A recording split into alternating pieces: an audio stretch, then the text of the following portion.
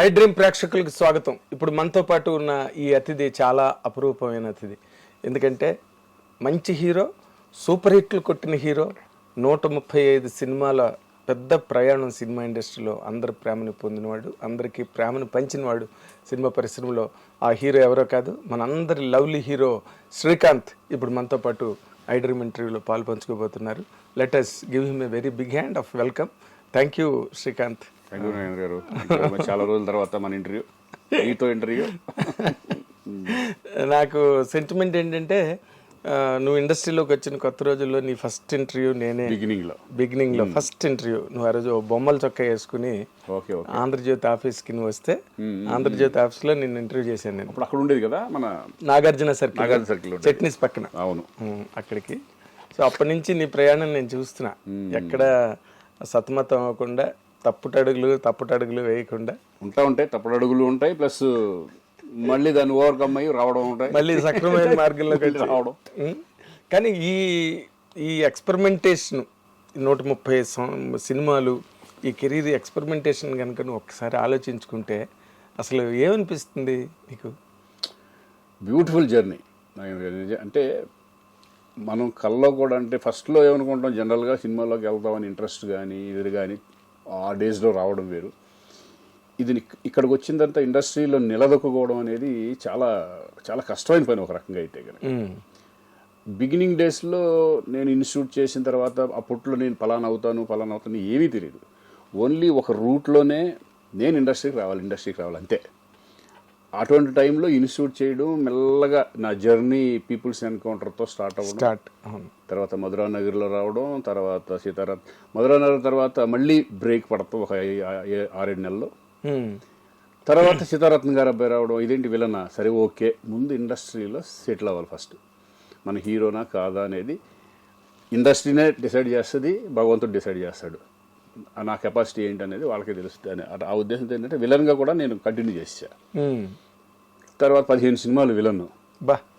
అంటే నా రూట్ నేను క్రియేట్ చేసుకుంది కాదు ఇది. నేను ఇలా చేస్తానంటే కుదరదు. ఇక్కడ తెలియకుండా మన సక్సెస్లే మనల్ని తీసుకెళ్తూ ఉంటాయి. కొన్ని సక్సెస్లు కానీ, మన బిహేవియర్ కానీ, మన గుడ్ విల్ కానీ, మన టైమింగ్ కానీ, ఇవే మన రూట్ని తీసుకెళ్తూ ఉంటాయి. అదే నీ పాజిటివ్ యాటిట్యూడ్. అంటే నువ్వు ఆర్టిస్ట్గా యాక్టర్ అవ్వాలని వచ్చావు. అవును, వచ్చిన ఏ అవకాశాన్ని వదులుకోలేదు. నేను హీరోనే చేస్తాను అవును లేదు అని పట్టుకుని కూర్చోాలి. 15 సినిమాలు విలన్గానే సెటిల్ అనుకున్నాను నేను. అవునా? విలన్గా ఓకే. ముందు అసలు ఒక ఇండస్ట్రీ మీద ప్రేమతో, నేను ఒక యాక్టర్ అవ్వాలని ప్రేమతో వచ్చినాండి. ఇక్కడ వచ్చిన తర్వాత రూట్ ఎలా తీసుకెళ్తుంది అనేది నాకు అసలు ఏమీ తెలియదు. మళ్ళీ భరద్వాజ్ గారు రూపంలో మళ్ళీ వచ్చి నిన్ను హీరోని చేస్తా, ఇవన్నీ మానేసే విలన్గా అని చెప్పడం. తర్వాత నేను సరే ఆయన మీద నమ్మకంతో 1/2 ముందే అన్నీ ఫినిష్ చేసుకుని కూర్చున్నాం 2 నెలలు 3 నెలల్లో. కూర్చున్న తర్వాత ఆయన అనుకున్నట్టే నేను జేడి చక్రవర్తి ఇద్దరు హీరోలుగా స్టార్ట్ అయింది. అక్కడ నుంచి వెనక్కి తిరిగి చూసుకోవాలి నేను. మళ్ళీ అదే బ్యానర్లో దొంగరాస్కల్ సినిమా రావడం. అవును. ఇక సోలోగా మెల్లమెల్లగా అలా ఆమె, పెళ్లి సందడి, ఆహ్వానం, ఎగిరే పౌర్ణ, వినోదం, ఇలా కంటిన్యూస్ ఫిల్మ్స్ రావడం. It's God grace. మంచి హిట్స్ పడ్డాయి. గాడ్ గ్రేస్, చాలా మంచి హిట్స్. అంటే ఆ మొదట్లో అసలు నీకు ఏ గైడెన్స్ లేదా ఇండస్ట్రీలో? అసలు ఏం లేదు, ఎవరు తెలియదు. ఇండస్ట్రీ ఎలా ఉంటుందని కూడా తెలియదు నాకు. ఫిలిం ఇన్స్టిట్యూట్ చేయడం వలన కొంచెం నాలెడ్జ్ ఏంటంటే కెమెరా ముందు భయపడకుండా నుంచోవడం, కొన్ని చిన్న ఈ తప్పితే ఇండస్ట్రీ పీపుల్ నాకు తెలియదు. ఇండస్ట్రీలో ఎవరు పరిచయం లేదు. నాకు చాలా మొహమాటంగా ఉండేది. ఎక్కడికి కంపెనీల చుట్టూ తిరిగేవాడిని కాదు, ఏం కాదు. ఊరిని అట్లా ఒక సినిమాని బట్టి సినిమా అట్లా వచ్చేసింది తప్పితే no guidance, nothing. Godfather nothing, ఏమి లేదు. గాడ్ ఫాదర్ అంటే ఒక రకంగా ఏకలవ్య శిష్యుడు అంటారు చూడు, అభిమానిగా చిరంజీవి గారి ఇన్స్పిరేషన్తోనే వచ్చినాడు కాబట్టి ఆయన్నే ఒక గాడ్ ఫాదర్ లాగా గడుపు. అదేలే, అంటే ఎదురుగుండా ఉన్నా నువ్వు వెళ్ళి కలవలేని గాడ్ ఫాదర్. తర్వాత ఆయన గైడెన్స్ వేరు. అదే ఇంకా ఆ తర్వాత నువ్వు వాళ్ళ ఫ్యామిలీలో తర్వాత ఆయన చెప్పే విషయాలు కానీ ఆయనకు బ్రదర్ లాగా అది ఆ బాండ్ మళ్ళీ వేరేగా మారిపోయింది. కానీ ఇప్పుడు ఈ 15 సినిమాల తర్వాత ఫస్ట్ భరద్వాజ్ గారు నీకు హీరో అని చెప్పడం నీకు నమ్మకం కలిగిందా? నువ్వు ఒక లీడ్ క్యారెక్టర్ పాజిటివ్ గా హీరోగా వచ్చి అప్పటికే 15 సినిమాలు. ఎక్స్పీరియన్స్ ఉంది కదా. ఉమ్, ఇప్పుడు హీరోగా ఆయన చేస్తాను నమ్మాను నేను. డెఫినెట్ భరద్వాజ్ గారు మాట ఇచ్చాడు అప్పట్లో ఏంటంటే భరద్వాజ్ గారు డెఫినెట్ చేస్తున్నారా అంటే అంతే. అవును అవును అలా చేశారు ఆయన. అవును 1/2 చిత్రం. నాకు అది మంచి బ్రేక్ వచ్చింది. 100 days ఆడిన సినిమా అది. అవును.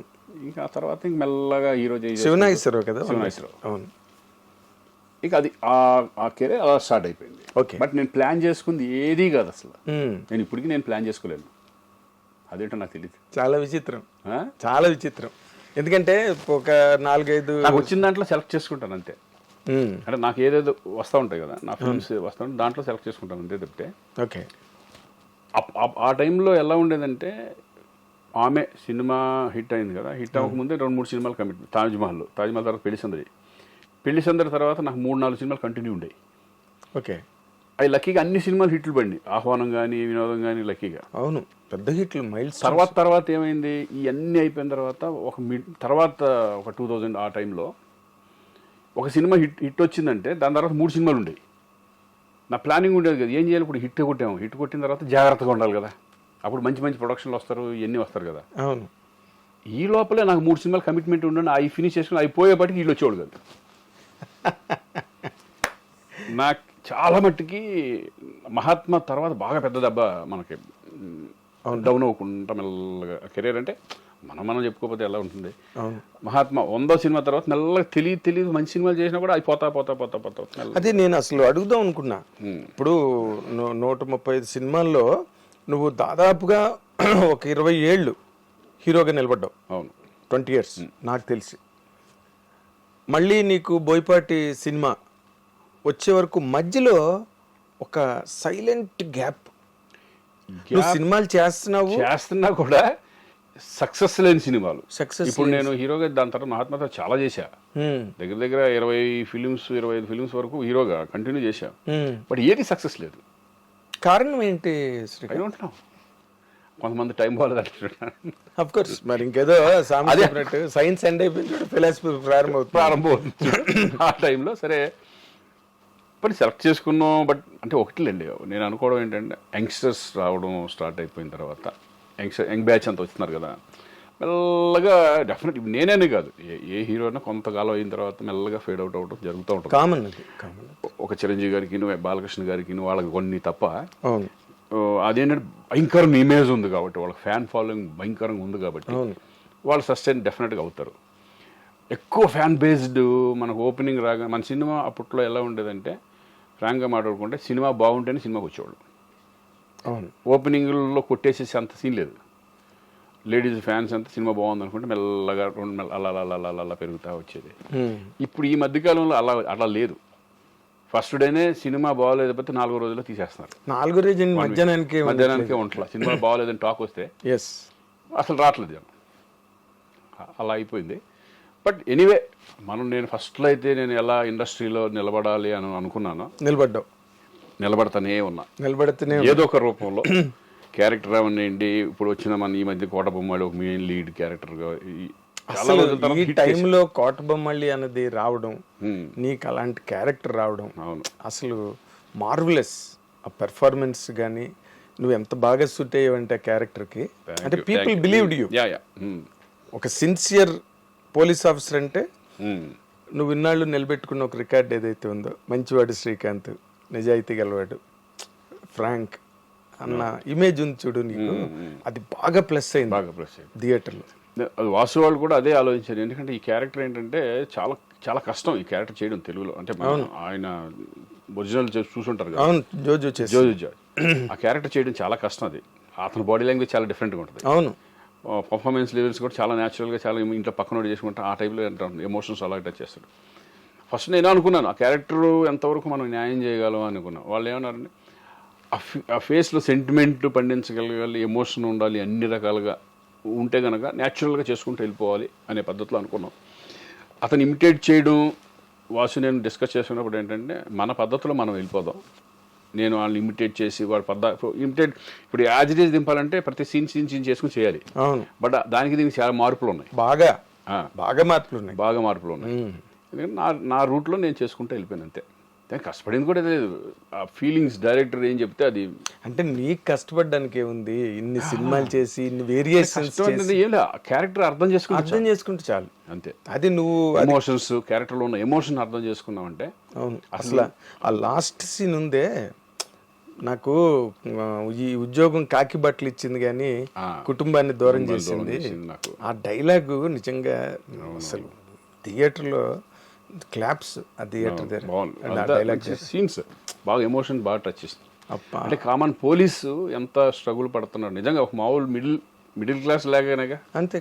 పోలీస్ అంటే పెద్ద రేంజ్లో ఉన్నవాళ్ళు దట్ ఈస్ కొంచెం డిఫరెంట్గా ఉంటుంది. అవును. ఒక పోలీస్ అనే అతను ఇప్పుడు మన మిడిల్ క్లాస్ పీపుల్ ఎలా ఉంటారో ఆ టైప్ ఆఫ్ అనుకోవాలి మనం. అంతే. వాళ్ళ స్ట్రగుల్స్ వాళ్ళకు ఉంటాయి. అయ్యో వాళ్ళు మనుషులే కదా. ఇప్పుడు అందులో అక్కడ కనిపించింది అదే, ఒక పోలీస్ ఆఫీసర్, పోలీస్ డిపార్ట్మెంట్ లో ఉన్నవాడు బయటకు వచ్చి అంతమందిని కమెంట్ చేసి భయపెట్టేవాడు. జీవితంలో ఎంత సున్నితమైన అంశాలు మనిషిని చంపేసే కదా ఆఖరిని. కూతురు అన్నమాటకేగా చచ్చిపోయాడు. Believed it people. నువ్వు హ్యాంగ్ చేసుకున్న సీను థియేటర్లో పిన్ డ్రాప్ సైలెన్స్. ఆ సీన్ దేర్ షాక్. అంటే నాకు ఫోన్ చేసి తట్టుకోలేకపోయా, ఏంటి అట్లా సడన్గా చేసేసుకున్నావు ఏంటంటే కథ. కొంతమంది బాగా ఫ్రెండ్స్ ఉంటారు కదా, వాళ్ళు షాక్లోనే ఉన్నారు అంతా, మొత్తం ఏంటి ఇది ఆ టైప్లో. అదేలే. అంటే బేసిక్గా మొత్తం సినిమాలోనే నీ క్యారెక్టర్ కనుక ఏమాత్రం మొన్న కూడా నేను ప్రెస్ మీట్లో అదే చెప్పా, మెయిన్ క్యారెక్టర్ అదే కదా, మెయిన్ క్యారెక్టర్ హీరో. అక్కడ ఏమాత్రం తేడా వచ్చినా ఆ క్యారెక్టర్ని ఆడియన్స్ డ్రైవ్ చేసుకుంటూ వెళ్ళలేకపోయారంటే, కనెక్ట్ అవ్వలేదంటే పోయేది సినిమా. Yes yes. చాలా నాకు నష్టమే ఒకవేళ ఎంత తేడా అవుతాయి. అంతే కదా. ఇప్పుడు ఇందాక నువ్వు మహాత్మా గురించి చెప్పావు కదా, ఇప్పుడు నీ కెరీర్లో డిజాస్టర్స్ హిట్లు ఎన్ని ఉన్నాయో డిజాస్టర్స్ అన్ని ఉన్నాయి, టు బి వెరీ ఆనెస్ట్. అవును కదా. లక్కీగా ఏంటంటే నేను యాక్టర్గా నేను ఎప్పుడు ఫెయిల్ అనుకుంటున్నాను. నేనైతే యాక్టర్గా ఎక్కడ కూడా నాకు మైనస్ అనేది పడలా, దేవుడి దయ వల్ల లక్కీగా. సినిమా పోయినా సినిమా మీద వెళ్ళిపోయేది, కానీ శ్రీకాంత్ బాగా చేయలేదని రాలేదు. శ్రీకాంత్ బాగా చేయలేదు, నీకు రెండు కాసాయి. నీ పెర్ఫార్మెన్స్ సినిమాలో నీ క్యారెక్టర్ వరకు ఒకటైతే, ఇండస్ట్రీలో నీ ఒరిజినల్ క్యారెక్టర్ ఏదైతే ఉందో అది కేస్ స్టడీ. తర్వాత ఇప్పుడున్న జనరేషన్ వాళ్ళకి ఎట్లా మూవ్ అవ్వాలి, ఎట్లా మెయింటైన్ చేయాలి రిలేషన్స్, అవన్నీ సినిమా చూసే కాదు, అవి ఇంపార్టెంట్ చాలా. ఎందుకంటే ఇండస్ట్రీలో ఓన్లీ సక్సెస్ ఒకటే కాదు, సక్సెస్లు వస్తాయి, ఫెయిల్యూర్స్ వస్తాయి, కానీ మనిషిగా నిలబడాలి. ఎస్. ఒక హ్యూమనిటీ అనేది 100%. నేనే కదా, ఇప్పుడు మా పిల్లలు వచ్చినా ఎవరు వచ్చినా సరే వాళ్ళు చూసి మమ్మల్ని చూసి నేర్చుకుంటారు. That's what I'm saying. ఏంటి నాన్న ఏంటి అనేది వాళ్ళు అబ్జర్వ్ చేస్తూ ఉంటారు, మనం చెప్పక్కర్లా. వాళ్ళ బయట వాళ్ళు చెప్పే విధానం కానీ, నా గురించి చెప్పే విధానం కానీ, నా గురించి అనగా ఇప్పుడు చిరంజీవి గారు ఎవరు పెద్ద పెద్దోళ్ళు ఉంటారు, మాకు సీనియర్స్ ఉంటారు, వాళ్ళని చూసి నేర్చుకునే మేము చాలా ఉంటాయి కదా. అవును. అలాగే మా పిల్లలు కానీ వీళ్ళు కానీ మనల్ని అబ్జర్వ్ చేస్తే వాళ్ళు పెరిగే విధానం కానీ, వాళ్ళు ఎలా ఉండాలి ఇండస్ట్రీలో, ఎవరితో ఎలా మాట్లాడాలి ఏంటి అనే, ఎక్కువ అనవసరమైన జోలికి వెళ్ళొద్దు. ఇటువంటి అవును, అవసరమైన పట్టించుకోవడానికే టైం సరిపోవట్లేదు. మళ్ళీ అనవసరమైన చూసాక మొన్న అనవసరమైన పట్టించుకుంటేనే ఏది అసోసియేషన్లో. అవును. అవి కొన్ని ఇంకా లేదు అంటే కొన్ని తెలియక మనం ఒక బై ఫోర్స్తోనో లేకపోతే ఇంట్రెస్ట్ లేకపోయినా మనం చేయడము కొన్ని జరుగుతూ ఉంటాయి. కొన్ని ఫోర్స్ మొహమాటంగా కొన్ని జరుగుతూ ఉంటాయి. తర్వాత ఓవర్కమ్ అయ్యి దాని నుంచి బయటకు రావడం అనేది చాలా సుఖం.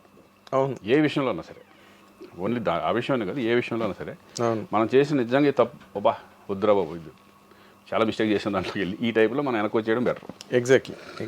అంటే నేను నీకు జరిగిన ప్లస్ పాయింట్ ఇంకోటి అనుకుంటున్నా.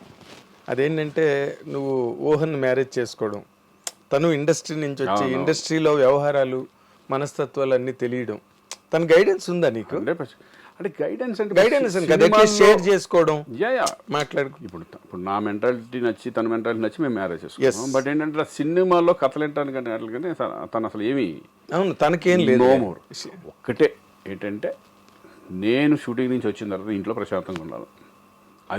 అది ఇంట్లో ఉంది హ్యాపీ మనకి. అంటే ఎక్కువ వేరే వాటిలో ఇన్వాల్వ్మెంట్ కానీ వీటిలో కానీ సినిమా సంబంధించి అవన్నీ తనకి ఏమి ఉండదు.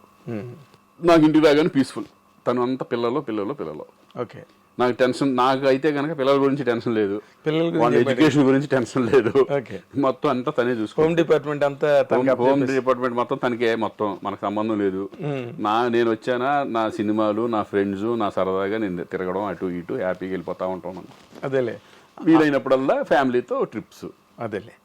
ఇది నా రెగ్యులర్ లైఫ్ స్టైల్ నా బేసిక్గా అంటే నువ్వు చిరంజీవి గారి అభిమానంతో చిరంజీవి గారి ఇన్స్పిరేషన్తోనే సినిమా ఇండస్ట్రీకి వచ్చావు. ఆయన ప్రభావం నీ మీద ఎంతవరకు నీకు హెల్ప్ అయింది, లేకపోతే ఆయన దగ్గర నుంచి గైడెన్స్లో ఆయన క్లోజ్ అయ్యాక అవి ఏమైనా జరిగాయా శ్రీకాంత్? 100% జరిగింది. ఎందుకంటే నేను ఇండస్ట్రీకి రావడం ఆయన సినిమాలు చూసిన తర్వాతే ఒక ఖైదీ దగ్గర నుంచి నేను స్టార్ట్ అయింది ఒక రకంగా ఈ సినిమా మీద పిచ్చి. అక్కడ నుంచి ఒక మా విలేజ్లో ఎలా ఉండదంటే కొంతమంది కృష్ణ గారి ఫ్యాను, కొంతమంది ఈ ఫ్యాను, కొంతమంది అట్లా. ఇప్పుడు నేను రాగానే నేను ఒక స్టార్ట్ చేసింది ఏంటంటే ఖైదీ తర్వాత చిరంజీవి గారి కొత్త క్లబ్ స్టార్ట్ అయింది. ఓకే. అలా డిస్కషన్లో ఏమైపోయిందంటే ఆ సినిమాల మీద బాగా మోజు పెరిగిపోయి రిలీజ్ సినిమాలకు వెళ్ళిపోవడం అటువంటివి జరుగుతూ ఉంటాయి. సరే, అదొక మ్యాటర్. ఆ ఇన్స్పిరేషన్తో ఇండస్ట్రీకి వచ్చేసిన తర్వాత అన్నయ్యని ఫస్ట్లో బిగినింగ్లో నేను తెలియదు కదా, తెలియదు. మా నాన్న చెప్పాడు ఒకరోజు షూటింగ్కి వెళ్ళి, ఫాదర్ ఎట్లా వచ్చి ఒక బుక్ తీసుకెళ్ళాను. ఇదివరకు అన్ని కటింగ్స్ ఉండేవి అనమాట. అది తీసుకొని చిరంజీవి గారు వెళ్ళి ఇట్లా మా అబ్బాయి మామూలు ఫ్యాన్ కదండి మీది, మేము చిన్నప్పటి నుంచి ఎప్పుడు చూసిన సినిమాలు కూడా మీ సినిమాలు అని చెప్పి తర్వాత అప్పుడు కలిసి ఇట్లా అవును నాన్న చెప్పారు అంతా అది ఇదే నువ్వు అంటే అది అలా ఇది. అక్కడ నుంచి ర్యాప్ పెరుగుతూ ఇది అవుతాం, ఒక తమ్ముళ్ళలాగా నన్ను బిహేవ్ చేసుకోవడం. నేను ఎప్పుడు నాకు ఇదే చేశారంటే మధ్యలో ఒక 7-8 సినిమాలు పెద్ద బ్యానర్లో సినిమాలు ఫ్లాప్లు, యావరేజ్లు ఫ్లాప్లు, అంటే సూపర్ హిట్లు లేవు. ఒక 7 సినిమాల వరకు. ఓకే. వాళ్ళు డిప్రెషన్లోకి వెళ్ళి, అంటే అప్పటి వరకు సక్సెస్ చూసినాడు కదా. అవును కదా. సక్సెస్ చూసి సన్నగా ఏంటిది డౌన్ఫాల్ స్టార్ట్ అయిపోయింది. మొత్తం టప్పు పోతున్నాయి అన్ని పెద్ద బ్యానర్లు. మళ్ళీ ఓకే ఏంటి ఇట్లా పోతుందని ఫుల్ డల్ అయిపోయాను, బాగా డిసప్పాయింట్ అయ్యాను. అన్నయ్య 3 నెలలు కలవపోతే ఇప్పుడు కలిసేవాడు కదా, రెగ్యులర్ కలుస్తూ ఉండేవాడు. ఏంటి ఏమైపోయాడు శ్రీకాంత్ అని కవర్ ఇచ్చారు. ఇట్లా అర్జెంట్గా చిరంజీవి గారు రమ్మంటున్నారని. అప్పుడు అన్నపూర్ణ స్టూడియోకి అక్కడ సార్ జరుగుతుంటే వెళ్ళా. ఆఫ్ చేసే షూటింగ్ 1 గంట లేట్గా వస్తానని చెప్పమన్నాడు అని చెప్పి రూమ్లో కూర్చొని ఏంటి అసలు నీ ప్రాబ్లం ఏంటి అని చెప్పుకుంటూ వచ్చాను. ఇది ఇట్లా ఏం లేదన్నా ఇట్లా వేస్ట్ ఇంకా ఇండస్ట్రీలో మనం వెళ్ళిపోదాం అనుకుంటున్నాను, అట్ట పోయిన పిచ్చోడా అని చెప్పి ఆయనకి జరిగిన ఇన్సిడెంట్లు కానీ ఆయనంత ముందు కానీ చాలా చెప్పుకుంటారు. మనం ఇండస్ట్రీలో రావడం వరకే. ఇప్పుడు నేను మెగాస్టార్ అయిపోతానని రాలా ఇక్కడికి. మన కష్టాన్ని నమ్ముకుని వచ్చాం, కష్టపడతానే వెళ్దాం, రూట్ అదే తీసుకెళ్తూ ఉంటుంది.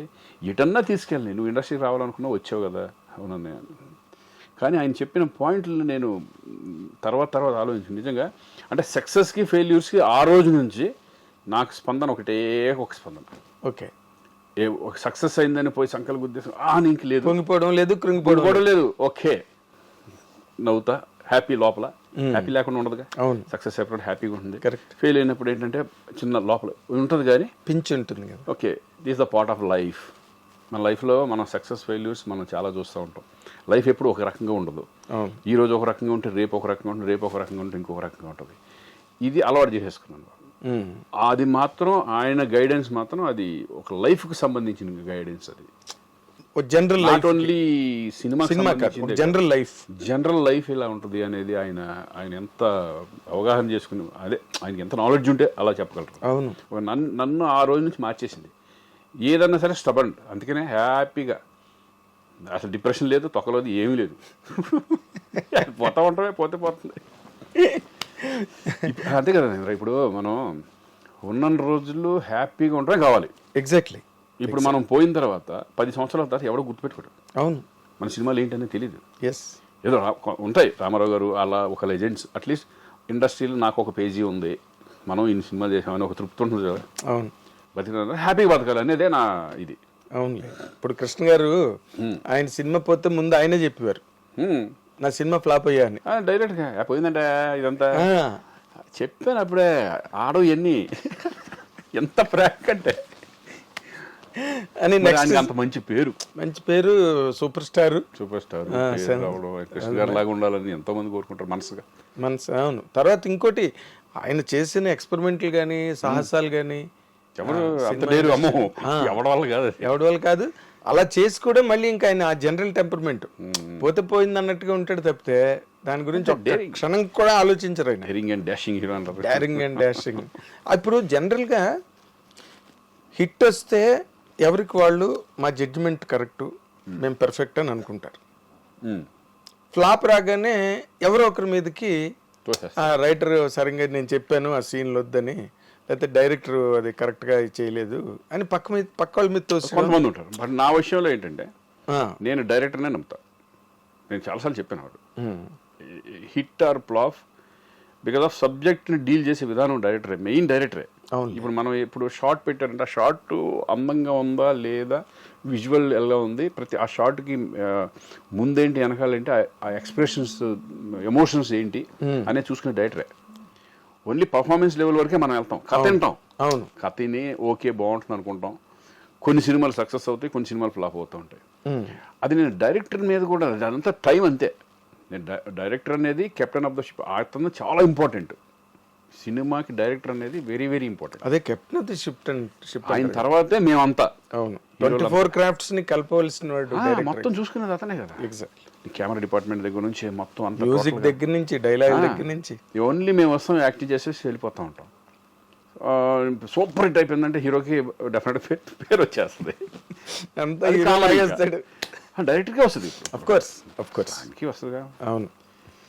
ఇప్పుడు అంటే అప్పుడు మనం చూసాం దాసనారాయణ గారు, రాఘవేంద్ర గారు, వాళ్ళు ఏంటి లెజెండ్స్. అంటే ఒక విశ్వనాథ్ గారు, ఒక బాపు గారు, వాళ్ళు ఒక డైరెక్టర్ అంటే ఒక వాల్యూస్ని పెంచిన వాళ్ళే కదా వాళ్ళు. అవును. ఇప్పుడు వాళ్ళ దగ్గర చేయాలనే కోరిక ప్రతి ఆర్టిస్ట్గా ఉంటుంది.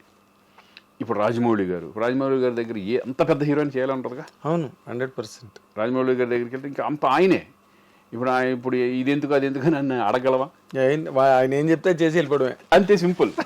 అలాగే ప్రతి మేమంతా ఏంటంటే డైరెక్టర్ని ఎక్కువ నమ్ముతాం, డైరెక్టర్ని బట్టే వెళ్ళిపోతాం సినిమా. అదేలే. అంటే నువ్వు జనరల్గా బాగా నమ్మి ఇది బ్రహ్మాండంగా ఆడుతుంది అని, ఇప్పుడు అన్ని కథలు బోల్డ్ వింటుంటారు, అందులో మీకు బాగా మనసుకు హత్తుకునే కథ ఒకటి ఉంటుంది, ఏదో ఆ రైటర్ చెప్పిందో లేకపోతే డైరెక్టర్. అంటే చెప్పేటప్పుడు చాలా మటుకు బాగుంటాయి. ఇప్పుడు చిన్న ఎగ్జాంపుల్ చెప్తాను. అంటే ఒక సినిమా నాకు చెప్పిన విధానం ఎలా ఉంటుందంటే, మన విజువలైజేషన్ ఒక రకంగా ఉంటుంది, నీకు ఎక్కడ కనెక్ట్ అవ్వదంటే మెయిన్ ప్రాబ్లము. కథ విన్నప్పుడు డైరెక్టర్కి మనం కూర్చొని కథ చెప్పేటప్పుడు మనం ఒక విజువలైజేషన్ ఆలోచిస్తాం. అవును. వాళ్ళు చెప్పేటప్పుడు కూడా, సార్ మీరు మౌంట్ రోడ్లో వెళ్తున్నప్పుడు మొత్తం మీరు వెళ్తున్నారు, ఒకటి ఆలోచించుకుంటూ వెళ్తున్నారు, చేతిలో పేపర్లు ఉన్నాయి, మీరు నిరుద్యోగి, మీరు వెళ్ళే టైంలో మీకు అసలు అంత టోటల్ బ్లర్, మీ అంత ఇది ఉంటుంది, కారు సౌండ్లు, హార్న్ సౌండ్లు, ఆ సౌండ్లు, ఈ సౌండ్లు వస్తూ ఉంటున్నాయి, మైండ్ నుంచి ఇక్కడి నుంచి పైనుంచి సూర్యుడు పడుతూ ఉంటాడు ఎండలో, సడన్గా కళ్ళు తిరిగి పడిపోతారు సార్. అది తీసుకెళ్ళి మనకు చెప్పేటప్పుడు మనం అలా ఊహించుకుంటాం కదా. అవును. అది తీసుకెళ్ళి జూబ్లీ హిల్స్ ఫుట్పాత్ పక్కన చెట్లు కింద నుంచి నడిపించి అక్కడ పడిపోతే ఎలా ఉంటుంది చెప్పు, మొత్తం ఇంపాక్ట్ జీరో అయిపోతుంది కదా. నేను అది చెప్పేది. అలా ఆ విజువల్స్ దెబ్బతింటా మనకు చెప్పినప్పుడు ఒక రకంగా ఉంటుంది. ప్రొడక్షన్ వాళ్ళు మౌంట్ రోడ్డుకి వెళ్ళి సినిమా చేయలేని పరిస్థితి ఉంటుంది, ఇక్కడ పెట్టేస్తే అయిపోద్ది కదా హాఫ్ డేలో అనుకుంటారు. అవును. అక్కడైతే ట్రాఫిక్ పోలీసులు అవి పెద్ద సెటప్ కదా, మళ్ళీ అక్కడ పెట్టాలి. అది అవి శంకర్ లాంటి వాళ్ళు పెద్ద పెద్ద హీరోలకి అట్లా ఉంటుంది. ఇప్పుడు మనలాంటి వాళ్ళకి ఏమవుతుంది, బడ్జెట్ ప్రాబ్లము, తీసుకెళ్ళి అక్కడ పడేస్తారు, దాని ఇంపాక్ట్ ఉండదు సీన్ ఎంత చేసిన. అలా చాలా సినిమాలు నాకు అట్లా జరిగినాయి. అవునా. నో ఇంపాక్ట్, ఊరినే ఏదో ఆ సీన్ ఉంటుంది, కానీ ఆ సీన్ ఇప్పుడు నేను చెప్పిన దానికిను ఇప్పుడు ఇక్కడ జూబ్లీస్ మన పక్కన టోటల్ డిఫరెన్స్ కదా, అంతే పోయింది, ఇంకేముంది, సీన్ ఇంపాక్ట్ పోయింది. చాలా సీన్స్ చాలా రకరకాలుగా ఒక హీరోగా నేను ఆలోచించుకునే విజువల్స్ ఒక రకంగా ఉంటాయి. నేనే కాదు, ఎవరి హీరో కథ ఇప్పుడు నేను ఒక కథ చెప్పాను అనుకోండి, ఆ కథలోకి ఆటోమేటిక్గా మీరు ఒక విజువలైజేషన్కి వెళ్ళిపోతారు. అవును, మనదైన ఒక విజువలైజేషన్ ఉంటుంది కదా. ఓ ఇలా చేస్తాడు, ఇలా చేస్తాడు, ఇలా చేస్తాడు, మనం ఇలా చెయ్యాలి, తను ఇలా చెప్తే అని ఒక కాన్సెప్ట్ ఉంటుంది. అది పోయిందంటే ఇంకేం ఉండదు. అవును. అలా చాలా జరిగినాయి. అవునా. ఒక్కోసారి నేటిప్పుడు తారక రాముడు నాకు చెప్పినప్పుడు భలే సబ్జెక్ట్ అది. మన తారక రాముడు నువ్వు సౌందర్య, ఆర్వి ఉదయ్ కుమార్. అదేమైపోయింది, ఆయన వచ్చేప్పటికి నేటివిటీ మొత్తం తమిళ్, మన తెలుగు వాసన కాదు తమిళ వాసన వచ్చేసింది. అవును, ఎగ్జాక్ట్లీ. నేటివిటీ ఇక ఇవన్నీ మనం చెప్పేటప్పుడేమో మన సైడ్లో ఆలోచిస్తాం, ఏది మన తెలుగుకు తగ్గట్టుగా. అంతే కదా. విలేజ్లో ఎలా ఉండాలి, చక్కటి పెంకుటిల్లు, చక్క ఇది అగ్రహారం, చిన్న ఒక ఇది, మనం అట్లే వెళ్తాం. వీళ్ళు ఎక్కడికో వెళ్ళి తీసుకెళ్ళిపోతే ఏదో కొట్టి పెట్టితే మనకు అర్థం అవుతుంది. అదేలే. అది ఫస్ట్లోనే డిస్కనెక్ట్ అయిపోయింది కానీ చెప్పింది చేసి నువ్వు చేయడమే. మధ్యలో ఆపలేంగా. అవును, తారక రాముడు అప్పట్లో హైలీ ఎక్స్పెక్టెడ్ సాంగ్స్ ఒకటి, సౌందర్య శ్రీకాంత్ కాంబినేషన్ అనగానే అప్పుడు మీరిద్దరు కూడా మంచి ఫైల్లో ఉన్నారు. అవునవును, మంచి ఫైల్లో ఉన్నారు. ఆ టైంలో సినిమా డిసప్పాయింట్. పేరు రావడం కాబట్టి, బట్ కమర్షియల్గా అది ఇది అవ్వాల. కమర్షియల్ కదే అంటున్నాను నేను. ఇప్పుడు పేరు రావడం ఒకటి, కమర్షియల్ గా కమర్షియల్ గానే కదా కావాలి మనకి కదా. ఎంత పేరు వచ్చినా శ్రీకాంత్ గారు ఎంత గొప్పగా నటించారండి అని సినిమా పోతే ఉపయోగం ఉంది? ఏం లేదు. ఇప్పుడు కోటబొమ్మళ్ళి ఇప్పుడు అఖండ ఉంది. అఖండలో నేను అసలు ఎవరు ఎక్స్పెక్ట్ చేయరు ఆ టైప్ ఆఫ్, నేను కనపడతానని కూడా తెలియదు. ఎవరు ఎక్స్పెక్ట్ చేస్తారు శ్రీకాంత్ అలాగా? సినిమా ఏమన్నా తేడా వస్తే నన్ను తిట్టరా? ఎంత తిట్టరు? ఇదికేం పోయగలం అసలు. ఇప్పటికే తీసుకెళ్ళి శ్రీకాంత్ని పెట్టారు. సక్సెస్ అయింది కాబట్టి మనం అందరూ దాని గురించి ఎక్కువ మాట్లాడతారు. భలే పని చేశాడు, భలే ఉంది శ్రీకాంత్, డిఫరెంట్గా ఉన్నాడు అని. అవును, అది అన్ని తెలుసు మనకి. సక్సెస్ కాదు. ఇప్పుడు బోయపాటి నిన్న క్యారెక్టర్ కి సెలెక్ట్ చేసినప్పుడు what was your immediate reaction Srikanth? ఎందుకంటే నువ్వు నీ క్యారెక్టర్ కాదు అది. అవును, నీ మోడలే కాదు అసలు. ఎవ్వరు నువ్వు ఊహించి ఉండవు అలాంటి క్యారెక్టర్. ఆడియన్స్ కూడా నిన్ను అలాంటి క్యారెక్టర్లో ఎక్స్పెక్ట్ చేయరు. నాకు ఒక్కటే ఏం చెప్పాడంటే, భయ్య ఈ క్యారెక్టర్ని ఎన్నుకోవడానికి నేను కారణం ఆపరేషన్ దుర్యోధన సినిమా అన్నాడు. ఆపరేషన్ దుర్యోధన దాంట్లో గుండు గుట్టించుకొని, అవును, నేను మధ్యలో కన్ను ఇట్లా పెట్టుకొని అలా నడుచుకుంటూ వెళ్ళిపోతా, విగ్రస్గా ఉంటుంది అది. అవును, అది ఆయనకు బాగా కనెక్ట్ అయ్యి ఫస్ట్ హెయిర్ కూడా ఇంతే ఉంటుంది దాంట్లో. ఇప్పుడు అలా పెట్టుకొని ఈ కొంచెం గెటప్ మెయిన్ గెటప్ కుదిరిందంటే ఆటోమేటిక్గా కుదిరిపోతున్నట్టే. ఈ గెటప్ కావాలి అని చెప్పేసి ఆయనే గెటప్ ఇట్లా కావాలి నాకు అని చెప్పి దాన్ని మేమేం చేసామంటే ముందే మొత్తం అన్నీ సెట్ చేసుకొని ఈ గెటప్ మనకు ఎలా వస్తుంది ఏంటి అనేది సెట్ చేసుకున్న తర్వాత చూసుకొని దీనికి ఫిక్స్ అయిపోదామని ఆ గెటప్ సెట్ చేసుకున్నాం. ఓకే. అందుకే ఏంటంటే గెటప్ ఫస్ట్ ఒక ఆర్టిస్ట్ గెటప్ సెట్ అయిపోయింది. ఇటువంటి డిఫరెంట్ క్యారెక్టర్స్ వచ్చినప్పుడు అదే ఇట్లా ఉండి నేను చేయలేను ఆ క్యారెక్టర్ని. ఎలా చేస్తావు? నీకే మూడు రాదు అసలు. మూడు రాదు, నీకే మూడు రాదు. మెంటల్ ప్రిపరేషన్ అన్నది గెటప్ తోనే వస్తుంది కదా. అవునవును. అలాగే ఇప్పుడు మనల్ని గెటప్ అనేది ఎంత ఇంపార్టెంటో, డైరెక్టర్ని విజువలైజేషన్ని కరెక్ట్గా తీయడం కూడా అంత ఇంపార్టెంట్. ఇందాక అన్నాను కదా, ఎప్పుడో తీసుకెళ్ళి ఇక్కడ పెట్టాడు ఆ క్యారెక్టర్లో ఆ క్యారెక్టర్ చేయవలసింది ఇట్లా చేస్తే ఎట్లా ఉంటుంది అలా ఉంటుంది అది. ఎగ్జాక్ట్లీ. ఇప్పుడు జనరల్గా అదే అంటున్నా. ఇప్పుడు అసలు ఈ క్యారెక్టర్ నేను సూట్ అవుతానా, నేను చేయగలనా, అసలు ఏంటి బోయపాటి ఏమని అసలు నన్ను సెలెక్ట్ చేశాడు? నేను అసలు నాకు కూడా తెలిసిపోయా, నేను ఏది కూడా నేను నో అనలేను. ఎందుకంటే ఏ క్యారెక్టర్ కన్నా చేయాలని ఒక లోపల ధైర్యం ఉంటుంది నాకు. అలాగే కదా నువ్వు 15 సినిమాలు. మీరు నెక్స్ట్ వచ్చి గేమ్ చేంజర్ ఒకటి ఉంటుంది, యూ కాంట్ ఎక్స్పెక్ట్. అవునా? శ్రీకాంత్ ఏంటిది ఓర్ని అలా అనిపిస్తుంది గెటప్. నార్మల్గా నీకు ఇందాక లేదు చెప్తున్నావు, నువ్వే చెప్తున్నావు ఇది ఏ క్యారెక్టర్ అయినా నేను వస్తే నాకు ఎందుకు కాన్ఫిడెన్స్ ఏంటంటే నేను చేయగలనా లేదా అనేది చిన్న ఉంటుంది. ఎట్లా ఇప్పుడు బోయపాటి గారు చెప్పినప్పుడు అయిపో ఇదేంటి అనుకుంటాను. నేను నమ్మేది ఏంటంటే గెటప్ కుదిరిందంటే మనం చేసుకుంటూ వెళ్ళిపోవచ్చు.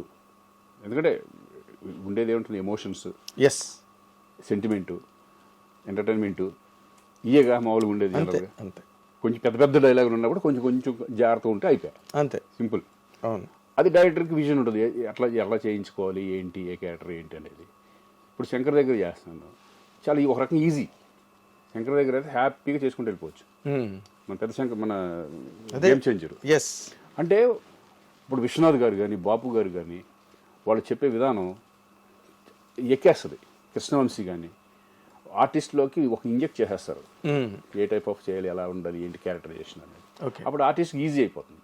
ఇప్పుడు బోయపాటి దగ్గర అంతే. అవునా? టప్పు ఎలా చేసుకుంటూ పోతాడు, అంతే. పెద్ద కాంప్లికేషన్ ఏముండదు షూటింగ్లో, ఏమి లేదు. ఆయన కావాల్సింది చెప్పేస్తాడు, చేసుకుని పోతాడు. ఇది భయంకరంగా ఉండాలి ఎమోషన్. ఇప్పుడు స్కందాలు ఉంటుంది కదా, నువ్వు సెంటిమెంట్ పోయా, నీ కూతురు నిజంగా జరిగితే నువ్వు ఏం ఫీల్ అవుతావు, ఎలా ఏంటి, అట్లా చెప్తాం. చాలా అసలు వేరే స్కందలో అసలు అరిస్టోక్రాటిక్గా కార్పొరేటివ్ డిగ్నిటీ అది కూడా ఇంపార్టెంటే. ఆ క్యారెక్టర్ ఏమన్నా తేడా వచ్చినా ఆ సెంటిమెంట్ పడకపోతే క్యారెక్టర్ పోయినట్టు. అది కూడా మెయిన్ కీలకమైన పాత్ర కదా కథకి. కంప్లీట్ గా ఆ బ్లాక్ ఏదైతే ఉందో కార్పొరేట్ అదంతా కూడా సెటప్, మెయిన్ సబ్జెక్ట్ దాని మీద కాబట్టి దాని మీద వెరీ ఇంపార్టెంట్ క్యారెక్టర్. ఎగ్జాక్ట్లీ. నేను చేసిన ఎవరు చేసినా కూడా దట్ ఈస్ ఇంపార్టెంట్ క్యారెక్టర్ అది. అవును. తర్వాత ఇప్పుడు నువ్వు 2 సార్లు నీ నోట్ల నుంచి వచ్చింది గేమ్ చేంజర్ అని. చిరంజీవితో చేసావు, ఇప్పుడు మళ్ళీ రామ్ చరణ్తో చేస్తున్నావు. చరణ్తో ఆల్రెడీ మన గోవిందుడు అందరూ గోవిందుడు అందరు వాడేలే చేద్దాం. అందులో కూడా చాలా విచిత్రమైన మంచి క్యారెక్టర్, ఎంటర్టైన్మెంట్ వాళ్ళే క్యారెక్టర్ నిజంగా అది. బాబాయ్ క్యారెక్టర్ అసలు ఆ డ్రెస్సులు గిస్సులు కూడా గోలగా అటువంటి అంటే అవి ఛాలెంజింగ్ ఉంటాయి మనకి సరదాగా. అవునా? ఎంటర్టైన్మెంట్ అనేది చాలా సరదాగా ఉంటుంది. అసలు చాలా విచిత్రమైన ఒక అంటే ఏంటి రికామిగాళ్ళు ఉంటారు కదా విలేజ్లో, అవి పడుతుంది అమ్మ నాన్న అసలు కొన్ని సీన్లు దాంట్లో ఉంటాయి. గోడ మీద ఎక్కి అమ్మ అన్నం పెడతాంటే అవన్నీ లేవు కొన్ని. గోడ మీద ఎక్కి అన్నం పెడతాంటే ఇక్కడ నుంచి కామెంట్లు వేసుకుతా ఉంటాను నాకు కొడుకు. అసలు భలే ఉంటాయి సీన్స్. అవి కట్ అయినాయా? అవి కొన్ని కట్ ఎడిట్ అయినాయి. కానీ ఉన్న మట్టుకే చాలా బ్యూటిఫుల్ సినిమా మొత్తం రన్లో నీ క్యారెక్టర్ చాలా చాలా విచిత్రంగా వెరైటీగా భలే కట్ చేశాడు. శంకర్ దాదా ఎంబీబీఎస్ కానీ సంక్రాంతి కానీ పెద్ద సినిమాలు చేశాను కదా మధ్య మధ్యలో. హీరోగా ఉన్నప్పుడే నేను మధ్య మధ్యలో చేసేవాడిని క్యారెక్టర్లు చేసేవాడిని. సరదాగా అందరూ అడిగితే శ్రీకాంత్ బాగుంటాడు అనుకుంటే చేద్దాంలే అని చేసేవాడిని. అప్పుడు మనకి నేను హీరో చేస్తున్నాను నాకు ఎందుకులే అనేది లేదు. లేదు నువ్వు అందరికీ అవైలబుల్గా ఉన్నావు. అదే నీ సక్సెస్, అసలు ఫస్ట్ సక్సెస్ ఇండస్ట్రీలో. ఎవరిని దూరం పెట్టలే, ఎవరి దగ్గరికి వచ్చినా సినిమా వెళ్ళాం. బట్ కెరీర్ అలా ఎలా వెళ్తుందో అనేది మన చేతిలో ఉండదు. అదే ఇప్పుడు రామ్ చరణ్తో మళ్ళీ చేస్తున్నావు కదా, ఇట్స్ అనే very bigger dimension. Game changer, Shankar, అది దేవరా కానీ ఎన్టీఆర్తో చేసే దేవరా కానీ అది గెటప్పే. ఓకే, అది బ్యూటిఫుల్ గెటప్. అది లక్కీగా ఇది పట్టడం, ఈ రెండు పట్టడం నాకు బాగా అడ్వాంటేజ్ అయింది. అది అఖండ తర్వాత నేను వారిసు తమిళ్ వారిసు విజయ్తో చేశాను. అక్కడేమో కన్నడలో ఒకటి అతనితో చేశాను, మన పునీత్ రాజ్ కుమార్ లాస్ట్ ఫిల్మ్ అదే మేము చేసింది పాప అతనితో. Puneeth Raj Kumar is very wonderful person. అలా మంచి ఈ పెద్ద చేసుకుంటే వెళ్తున్నాం. ఇప్పుడు కన్నడంలో కొన్ని సినిమాలు అంతకు ముందు కూడా చేసావు కదా? అంతకుముందు కూడా చేసాను. ఒక సినిమా సరదాగా చేస్తూ ఉంటా. ఎందుకంటే నేను హ్యాపీగా ఒకసారి సరదాగా చేద్దాం కన్నడం మాట్లాడతావు కదా? కన్నడ పుట్టి పెరిగింది అక్కడే ధారవాడలో చదువుకున్నాను. సరదాగా అప్పుడప్పుడు అడిగితే మంచిది వస్తే చేద్దాం అనే పద్ధతిలో ఉంటాం. అదే ఇక్కడ అలాగే ఉన్నావు, అక్కడ అలాగే ఉన్నావు, ఎక్కడైనా ఒకలాగే ఉన్నావు. బట్ అఖండ తర్వాత అసలు నీ కెరీర్ నువ్వు చాలా విచిత్రంగా, ఇప్పుడు జగపతి బాబుకి బోయపాటి దగ్గరే లైఫ్ వచ్చింది. అవునవును, తను చాలా ఇంటర్వ్యూలో చెప్పాడు జగపతి బాబు, ఇది నేను అప్పుడు కన్నా ఇప్పుడే ఎక్కువ సంపాదిస్తున్నాను అని. అది నీకు వర్తిస్తుందా? డెఫినెట్గా. అంటే ఇదేంటంటే మనకు రెస్పాన్సిబిలిటీ తక్కువ. విలన్ గా చేసిన క్యారెక్టర్ రెస్పాన్సిబిలిటీ ఏమి ఉండదు. అంతా హీరో మార్కెట్ మీద, హీరో మీద వెళ్ళిపోతుంది డైరెక్టర్. అప్పుడు మేము హీరోగా చేసినప్పుడు ఏంటంటే మన సినిమాలు రిలీజ్ అవుతాయో లేదో టెన్షన్. వీళ్ళు లాస్ట్ మూమెంట్ వరకు కొంతమంది ప్రొడ్యూసర్లు చేతులు ఎత్తేస్తారు. దాన్ని ముందుకు తీసుకెళ్లాలంటే నేను ఎదురుపెట్టిన సందర్భాలు ఉన్నాయి. అవునా? చాలా సినిమాలు నేనే కదా ఎదురు పెట్టి ఉంటాను. రిలీజ్ అవ్వాలంటే వాళ్ళకి ఎదురు ఇవ్వడం. అవును, ఎదురు రాసేసి ఎవరు రిలీజ్ అవ్వకపోతే ల్యాబ్కి ఫోన్ చేసి నేను ఇస్తాను రిలీజ్ చేయండి అంటాం. అవును, చాలా జరిగినాయి ఇవన్నీ అప్పట్లో.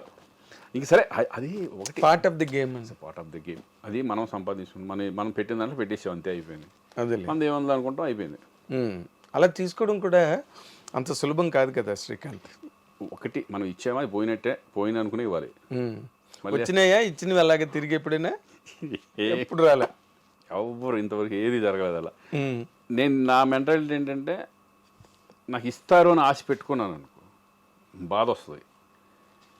ఇది గ్యారంటీ పోతుంది అనుకుని ఇచ్చాను అనుకో, ముందే అనుకున్నాను కదా, ఎక్స్పెక్ట్ చేశాను కదా, అప్పుడు హ్యాపీగా ఉంటాం మనం. ఏదైనా ఎక్స్పెక్ట్ చేసాం అనుకో, అది రాదనుకుని ఇచ్చేస్తే గొడవ ఉండదు, వస్తే ఆనందం, వస్తే హ్యాపీ. అంతేలే. అలా చాలా పోయినాయి నాకు. అవునా? కొన్ని బిజినెస్లో కూడా అలా పెట్టినవి కూడా కొన్ని వాటిలో కూడా పోయినాయి. ఇక అయింది ఇక పార్ట్. అంటే ఇప్పుడు in terms of your remunerations అవి ఇప్పుడు బాగా కాస్ట్లీగా ఉన్నావా ఇండస్ట్రీలో? డెఫినెట్గా కొంచెం ఉంటుందిగా. ఉంటుంది, ప్రతి సినిమాలు చేస్తున్నాము. అదే సక్సెస్ వచ్చినప్పుడు ఏంటంటే కొంచెం ఇదివరకు మీద కొంచెం బెటర్గా హీరోగా ఉన్నదానికంటే నాకు తెలిసి నేను ఇప్పుడు బెటర్గా ఉన్నాను అనుకుంటున్నాను నేను. టెన్షన్స్ లేకుండా. డబ్బు కంటే ఇంపార్టెంట్ ఏంటంటే ఇక్కడ మనకి టెన్షన్స్ ఉండకూడదు. ఇక రెస్పాన్సిబిలిటీ 25 సంవత్సరాలు తీసుకున్నాం, 25 years వరకు ఆల్మోస్ట్ నీకు హీరోగానే చేసుకుంటూ వెళ్ళాను కదా. అవును.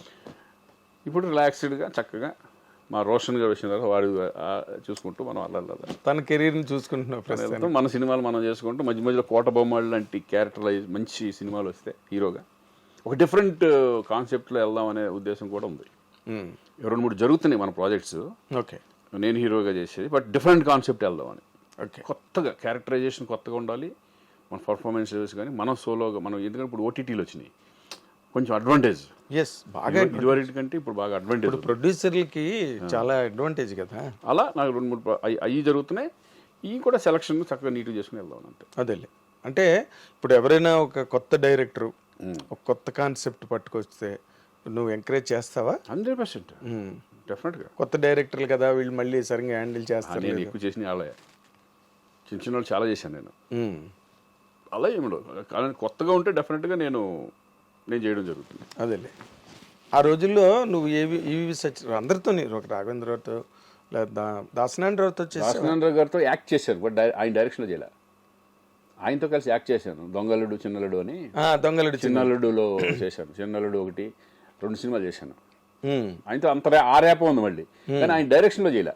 అదేలే, ఆయన ఒక్కరినే మిస్ అయ్యావు అయితే నువ్వు. ఆయన డైరెక్షన్లో ఒకటి మిస్ అయ్యాను. తక్కువ. అలాగే ఆర్టిస్ట్లో రామారావు గారిని మిస్ అయ్యాను. నాగేశ్వరరావు గారితో చేశాను, కృష్ణరాజు గారితో చేశాను, కృష్ణ గారితో చేశాను. తర్వాత ఇంక చిరంజీవి గారు, వెంకటేష్, నాగార్జున, బాలకృష్ణ, శోభనబాబు గారితో చేసావు. శోభనబాబు గారితో చేయలేదా? చేయలే. ఓకే. శోభనబాబు గారితో అది నేను చూడలేదు నేను. అవునా? చూడలేదు, ఎప్పుడు కలవలేదు. అప్పటికే ఆయన ఇండస్ట్రీ వదిలేసి మానేశారు కదా. ఎప్పుడూ మానేశారు ఆయన. ఈవి గారి సినిమా లాస్ట్లో ఒకటి చేసినట్టున్నారు, తర్వాత వచ్చిన తర్వాత. ఇప్పుడు నార్మల్గా రామ్ చరణ్, చిరంజీవి గారితో చేసావు నువ్వు, ఆయనతో మంచి క్లోజ్ అసోసియేషన్. రామ్ చరణ్తో కూడా ఆల్రెడీ చేసావు, ఇప్పుడు మళ్ళీ చేస్తున్నావు. అసలు వీళ్ళిద్దరి మధ్యలో నీకు కనిపించే ఒక స్పష్టమైన డిఫరెన్స్ కానీ పోలిక కానీ ఇద్దరిలో? ఇదే నాకు తెలిసి పోలికలే ఉన్నాయి ఎక్కువ. అవునా? ఎక్కువ పోలికలే. అంతేనా? అంటే ఆర్టిస్టుల్ని చక్కగా చూసుకోవడం కానీ, ఇది కానీ ఎక్కువ. అంటే చాలా ఎలా ఉంటుందంటే, ఇప్పుడు అన్నయ్యతో చేసినప్పుడు ఆయన కష్టపడే విధానం, ఇవన్నీ కూడా చరణ్లో ఉంటాయి. కష్టపడే విధానం చరణ్లో ఉంది. ప్లస్ కామన్ ఏంటంటే, చక్కగా ఇప్పుడు మామూలుగా చూసుకుంటే భోజనాల దగ్గర కానీ, ఆర్టిస్టులను బాగా చూసుకోవడం కానీ, ఫుడ్ అందరికీ చక్కగా బాగా వచ్చిందా లేదా, బాగుంటుందా లేదా యూనిట్లో చూసుకోవడం, ఇవన్నీ కూడా ఆయనకి ఉంది. చరణ్ కూడా same. Okay, same. Charan is అంటే అనేలాగా డిగ్నిఫైడ్, అంటే ఎక్కడ చాలా పెద్ద, చాలా మెచ్యూర్డ్ గాయ్. చాలా ఈజ్ వెరీ ఇంటెలిజెంట్, చాలా మెచ్యూర్డ్ గాయ్. స్టబ్బన్, చక్కగా నీట్గా ఉంటుంది. కానీ ఆర్టిస్టులు పలకరించే విధానం కానీ, అందరినీ ఓన్ చేసుకోవడం కానీ, ఇవన్నీ సూపర్గా. ఇప్పుడు అన్నయ్య సేమ్ అందరూ, ఇప్పుడు అన్నయ్య సెట్కి వెళ్తే కమెడియన్స్ కానీ వాళ్ళు అందరితో కలిసి ఒక భోజనం చేస్తూ ఉంటారు, అందరిని దగ్గర తీసుకుని మాట్లాడుతూ ఉంటారు కూర్చొని. సేమ్ అదే చరణ్ కూడా. అవునా? చాలా మీ ఇద్దరి మధ్యన ఎట్లా ఉంటుంది ఇంటిమసీ? చాలా బాగుంటుంది. అన్న అంటాడు. అవునా? చాలా మంది, అంటే కొంతమంది అయితే యాక్చువల్గా బాబాయ్ అంటారు, అనవచ్చు కానీ, బట్ నన్ను అన్న అంటారు. ఓకే. అన్న అనుకుంటూ ఈజ్ రెస్పెక్ట్ చాలా బాగా ఇస్తారు. ఎందుకంటే అన్న దగ్గర నుంచి వచ్చినప్పుడు చాలా రెస్పెక్ట్గా. అసలు బాగా ఇష్టంగా నీకు రామ్ చరణ్లో ఈ ఇష్యూ నాకు భలే ఇష్టం అని నీకు? నాకేంటంటే decent, is very decent person. Stubborn and decent. ఆ డీసెన్సీ, ఆ హుందాతనం, అది బాగా నచ్చుతుంది నాకు. ఓకే. ఆ హుందాతనం అనేది ఇప్పుడు నాకు తెలిసి కొంత ఈ ఏజ్లో కొంచెం ఒక రకంగా వేరే ఉంటుంది. అదే ఏజ్ అలాంటిది. కానీ ఆ ఏజ్లో కూడా ఈజ్ వెరీ మెచ్యూర్డ్ పర్సన్. ఆ మెచ్యూరిటీ లెవెల్స్ కానీ, ఆ స్టబ్బనిటీ కానీ, అవన్నీ నాకు బాగా నచ్చుతుంది. ఇప్పుడు మామూలుగా ఒక ఏడాది క్రితం కన్నా ఇంకో వచ్చే ఏడాది మనుషులు పెరుగుతూ ఉంటారు. అవును. ఇప్పుడు గోవింద్ అందరవాడలో చేసిన చరణ్కి ఇప్పుడు చరణ్కి డిఫరెన్స్ అనేది ఏంటంటే, నాకు అప్పుడు ఎలాగున్నాడో ఇప్పుడు అలాగే ఉంది. ఇప్పుడు ఎలాగున్నాడో అప్పుడు అలాగే ఉన్నాడు. RRR అంత పెద్ద సక్సెస్, ఇప్పుడు స్టార్ లెవెల్కి, ఇంటర్నేషనల్ స్టార్ లెవెల్కి హాలీవుడ్ వెళ్ళిపోయినా కూడా ఆ గర్వం కానీ, ఇది కానీ, ఆ కించిత్ ఇది కూడా లేదు. చాలా సింపుల్గా ఉంటాడు మామూలుగా. ఇప్పుడు బయట వాళ్ళకి చరణ్ అమ్మో అన్నట్టు ఉంటుంది కానీ, బట్ సెట్కి వచ్చేసిన తర్వాత హీఈస్ వెరీ సింపుల్. ఎందుకంటే ఇంటర్నేషనల్ స్టార్ హాలీవుడ్ వాళ్ళే సినిమాలు చేయమని అడుగుతున్నారు పక్కన. లేదండి, ఇప్పుడు నేను అనేది ఏంటంటే, ఇప్పుడు తారక్తో చేస్తున్నప్పుడు ఫస్ట్ సినిమా నేను తారక్తో చేస్తున్నాను. ఫస్ట్ టైం తారక్ కూడా నాకు ముందు నుంచి తెలుసు. నేను సినిమాలు చేయకపోయినా బిగినింగ్ నుంచి మా ర్యాప్ ఉంది. ఎలా? మేము ఫస్ట్ బిగినింగే మా ఇంటి పక్కన అక్కడ శ్రీనగర్ కాలనీలో ఉండేవాడు, ఇంకా హీరో అవ్వాలి అప్పుడు. అప్పటి నుంచి తెలుసు నాకు. అప్పుడు ఆయన ఏంటంటే ఎనర్జీ లెవెల్స్ ఎక్కువ, టప మాట్లాడతా చక్కగా గోల చేస్తూ ఉంటాడు. అది ఇప్పటికి తగ్గల. అవునా? ఇప్పుడు అదే సరదా, అదే గోలగా ఉంటాం. ఒకసారి ఏడిపించడం ఈ టైప్లో. అంటే వాళ్ళు మారలా, యాజ్ ఇట్ ఈజ్ అలాగే ఉన్నారు. ఇమేజ్ పరంగా ఇమేజ్లు మారతాయి కానీ బట్ పర్సనాలిటీ మారలా. అదే మనుషులుగా అలాగే ఉన్నారు, పర్సనాలిటీ మారలా. అది నాకు బాగా అదే ఇప్పుడున్న యంగర్ జనరేషన్లో అందరి హీరోలతో చేసావు కదా నువ్వు. ఆల్మోస్ట్ మహేష్ బాబు, మహేష్ బాబుతో చేయలే, మహేష్ బాబుతో చేయలే, ప్రభాస్ వీళ్ళతో కొంతమందితో చేయలే. అంటే స్టార్ట్ అయిందిగా నాకు, చేద్దాం. మొన్న అఖండతోనే కదా ప్రారంభం. అవును, మొన్న కదా సెకండ్ ఇన్నింగ్స్, అంతే సెకండ్ ఇన్నింగ్స్ కదా, అంతే సెకండ్ ఇన్నింగ్స్ లాగా ఇది బోనస్ అనుకుంటాం అంతే. బోనస్, బోనస్ కరెక్ట్, ఇది ఈ వర్డ్ కరెక్ట్, బోనస్. ఎందుకంటే ఊహించని అంతే మలుపు. అదేంటి నా మెంటాలిటీలో ఏంటంటే నేను ఇండస్ట్రీలో ఉండాలి అనేది మెంటాలిటీ ఉంది కాబట్టి నేను ఇమేజెస్ కానీ వాటికి పోకుండా చక్కగా మనం ఉన్న దాంట్లో హ్యాపీ ఫ్యామిలీ సెటప్ లాగా వెళ్తున్నాం అంతే, ఎవరు అడిగినా. అంటే మహేష్ బాబుతో ప్రభాస్ ఇంతవరకు ఛాన్సులు రాలేదా? రాలా, ఇప్పుడే వచ్చి మిస్ అయ్యాయా? లేదు, రాలా. ఎప్పుడు అనుకోలేదు, అంటే ఇలాగా తారక్తో నేను అనుకోలేదు, ఎక్స్పెక్ట్ చేయలే. ఇప్పుడు దేవరాలో తారక్తో వచ్చింది అవకాశం, అలాగే చూసి ఇవి కూడా ఎప్పుడన్నా వస్తాయి, చూద్దాం. మంచిగా తప్పకుండా వస్తాయి. ఎందుకంటే అసలు బేసిక్గా నాకు ఎప్పుడు ఒక డౌట్, నేను మనం రాసే టైంలో రైటింగ్ జర్నలిజం టైంలో కూడా అడగలేదు నేను, అసలు నువ్వు ఇండస్ట్రీకి రావడానికి మీ ఫ్యామిలీలో ఎవరైనా సినిమా ఇండస్ట్రీకి సంబంధించిన వాళ్ళు ఉన్నారా? అసలు లేదు. అసలు మేము ఎందుకంటే నేను పుట్టి పెరిగింది కర్ణాటకలో, అసలు నాకు టచ్చే లేదు ఎవరు. నా రిలేటివ్స్లో కూడా ఎవరు లేరు, ఎవరు అసలు ఏం తెలీదు. ఓకే, మీదేంటి వ్యవసాయ కుటుంబమా? వ్యవసాయ కుటుంబం, రైతు కుటుంబం. ఓకే, ఫాదర్ నాన్నలు అప్పట్లో లాంగ్ బ్యాక్ అక్కడికి వెళ్ళిపోయి సెటిల్ అయ్యారు అనమాట, కర్ణాటకకి వెళ్ళి. నేను పుట్టింది అక్కడే, బ్రదరు నా తమ్ముడు అందరూ అక్కడే, నేను అక్కడే పుట్టాను. నేను పుట్టక ముందు ఒక 20 సంవత్సరాల క్రితం వెళ్ళిపోయాడు. కారణం అదే వ్యవసాయం. అప్పట్లో తుంగభద్ర మొత్తం తెలుగు వాళ్ళందరూ ఇక్కడ నుంచి ఇక్కడ అమ్ముకుంటే అక్కడ ఒక 5 ఎకరాలు 6 ఎకరాలు 10 ఎకరాలు 20 ఎకరాలు అట్లా వచ్చాయి. అలా ఇక్కడ ఇచ్చేసేసి అక్కడికి, ఎందుకంటే అగ్రికల్చరల్ రైతు కుటుంబం ఎలా ఉంటుందంటే ఎక్కడ నీళ్లు ఉంటే అక్కడికి వీళ్ళు వెళ్ళిపోతూ ఉంటారు మన తెలుగు వాళ్ళు. అవును, తెలుగు వాళ్ళు ఉన్న గొప్పదనం ఏంటంటే వ్యవసాయం ఎక్కడ ఉంటే వాళ్ళు అక్కడ ఉంటారు. అదే అది కర్ణాటకలో మేమనే కాదు, చాలా మొత్తం తెలుగు వాళ్ళే ఉంటారు చాలామంది, అంతా మైగ్రేటెడ్. ఓకే, ఎందుకంటే వ్యవసాయం మీద అంత ఇష్టం వాళ్ళకి. అది మరి అదే జీవనాధారం కదా, జీవనాధారం. ఫస్ట్ బిగినింగ్లో ఏముండేది, అంతే కదా, బిజినెస్ కాదు కదా. ఎవరన్నా సరే, ఎవరి హిస్టరీ తీసుకున్నా అసలు మొత్తం టోటల్గా ఇండియావే వ్యవసాయ ఆధారితమైన దేశం. అంతేగా ఎవరైనా అక్కడి నుంచి వచ్చిన వాళ్ళే. తర్వాత బిజినెస్ సెటిల్ ఇండస్ట్రీలు ఫ్యాక్టరీలు తర్వాత వచ్చినాయి. తర్వాత ఫస్ట్ లో ఎవరైనా రైతు కుటుంబం నుంచి వచ్చిన, అలాగే నేను రైతు కుటుంబం నుంచి వచ్చినండి, రైతు బిడ్డ. నేను నాన్నకి సాయపడేవాడిని, నాగలి గట్ట అన్ని పట్టుకుని ఎడ్లు తోలటం ఇవన్నీ మొత్తం అన్నీ వచ్చు. అవునా? ఓకే, వ్యవసాయం అక్కడికి వెళ్ళి కాపలాగా ఉంటాయి కదా, దాంట్లో పడుకోవడం, కలం అంటారు, కలం, వాటిల్లో నైట్లు మేము పడుకోవడం, నాన్నకి సపోర్ట్గా ఉండటం అన్నీ చేసేవాడు అనమాట. ఓకే, ఒక పక్కన చదువుకుంటూనే నైట్లు కాపలాకి వెళ్ళేవాడు. Very nice. సో అదొక లైఫ్. ఎన్నాళ్ళది? ఏది? డిగ్రీ వరకు మన వ్యవసాయం ఉండేది అక్కడ నాన్నకి. ఓకే, తర్వాత నేను ఇండస్ట్రీకి వచ్చాను, తమ్ముడేమో అమెరికా వెళ్ళిపోయాడు, అక్కడ సెటిల్ అయిపోయింది. మాదంతా ఏంటంటే కరెక్ట్గా నేను ఇండస్ట్రీకి వచ్చినప్పుడు మొత్తం మా అకౌంట్ 0 అక్కడ. అవునా? కరెక్ట్గా నేను ఇండస్ట్రీకి ఎంటర్, తమ్ముడేమో అమెరికా వెళ్ళిపోయాడు, అక్కడ ఎంఎస్ దాంట్లో వెళ్ళిపోయాడు. ఆ టైంకి మొత్తం అంతా ఫాదరు మా ఇక చదువులు కానీ వాటికి కానీ వీటికి కానీ అన్నిట్లో చేసి మొత్తం 0కి అయిపోయాం. మళ్ళీ అక్కడి నుంచి మనం స్టార్ట్ అయ్యాం. అవునా? అంటే నిన్ను నార్మల్గా నాకు తెలిసినంత వరకు నీ గురించి ఏమనుకునేవారంటే బాగా బలిసిన కుటుంబం నుంచి వచ్చాడు, మిడిల్ క్లాస్, అంటే స్ట్రగుల్ కూడా పడలా, అంటే నేను తిండి లేకుండా ఉంటాం అట్లా లేదు. That's what it is. అది లేదు. ఎప్పుడు నువ్వు రాయల్గా డిగ్నిటీగా అలా వెళ్ళిపోతుండేవాడు. నాకు ఇప్పటికీ గుర్తు, నువ్వు టీడీపీ ఆఫీసు దగ్గర నుంచి అట్లా నడుచుకుంటూ నువ్వు అన్నపూర్ణ స్టూడియోకు ఒక జీన్ ప్యాంట్లో చేయి పెట్టుకుని నడుచుకుంటూ వెళ్ళడం నాకు గుర్తు. నేను స్కూటర్ మీద అన్నపూర్ణకి వెళ్తుంటే అదొక లైఫ్, అన్ని ఒక ఎక్స్పీరియన్స్ చెప్పుకోవడానికి ఒక హిస్టరీ ఉంటుంది మనకి. 100%. ఏదో కేక్ వాక్ లాగా వెళ్ళిపోయే జీవితంలో కిక్కే ఉంటుంది. ఇప్పుడు మనకుంది, మా అబ్బాయికి ఉండదు ఎక్స్పీరియన్స్ కానీ, అన్ని చూసి వచ్చిన వాళ్ళం కానీ, లోతుపాతులు అవన్నీ వాళ్ళకు ఉండదు. వాళ్ళంతా ఆల్రెడీ కేక్ వాక్ వాళ్ళు కేక్ వాళ్ళు ఇప్పుడు కావాల్సింది ఏంటంటే వాళ్ళు కష్టపడడం, దీన్ని చెడగొట్టుకోకుండా వాళ్ళు వెళ్ళిపోవడం అనేది మెయిన్ ఇంపార్టెంట్ ఇప్పుడు. ఎస్. ఇప్పుడు రోషన్ మీద నీ ఒపీనియన్ ఏంటి Srikanth? Is a very hard worker. Hard work is cinema మీద ఇంట్రెస్ట్ ఉండే వచ్చేసాడు ఇక్కడికి. ఇంట్రెస్ట్ లేకపోతే బలవంతంగా మనం తోయలేం. ఎగ్జాక్ట్లీ. వాడు లీ స్ట్రాస్బర్గ్ వెళ్ళి అక్కడ డిప్లొమా చేశాడు, యాక్టింగ్ డిప్లొమా చేశాడు. అలాగే బాంబేలో ఒక దబాంగ్ 3 అని చెప్పి సల్మాన్ ఖాన్ది, Prabhudeva direction, okay, 1 year assistant డైరెక్టర్గా వెళ్ళి ఫుల్ ఫిల్మ్ అసిస్టెంట్ అక్కడే ఉండి బాంబేలోనే ఉండి అసిస్టెంట్ డైరెక్టర్గా ఫినిష్ చేసుకున్నాడు. ఆ ఎక్స్పీరియన్స్ కూడా వాడు మొత్తం అంతా తెలుస్తుంది, గ్రౌండ్ అంతా తెలుస్తుంది కదా. అవును. అది కావాలని వాడు కోరుకుంటేనే పంపించాను నేను కూడా. అది కూడా ఓకే. నీ ప్రోద్బలం ఏం లేదు, మనది కానీ ఊహది కానీ ఏమి లేవు. అది మనకు తెలియదు. నువ్వు వెళ్ళు అసిస్టెంట్ డైరెక్టర్ అనలే కదా.